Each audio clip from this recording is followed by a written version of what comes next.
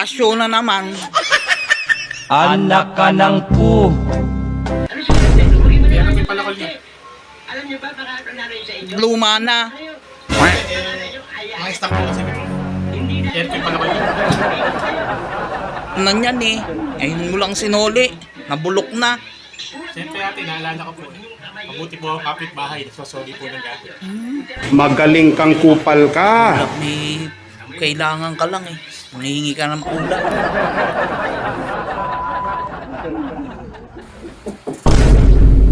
Ano yan? Kaya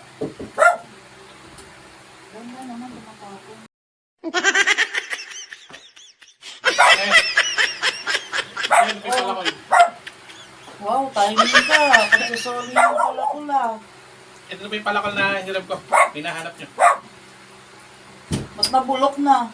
Eh, nagtagal po sa akin yan. Nakalimutan ko na. Mabuti na amoy pa yung sabi ko yung ulam yung munggo pala eh. Lukas ng pangkamula. Happy Sunday po ate. Ate, hindi mo makawala kayo na kumain. Ha? Hindi mo makawala kayo kumain. Eh kahit di kita alukin, alam ko kakain ka.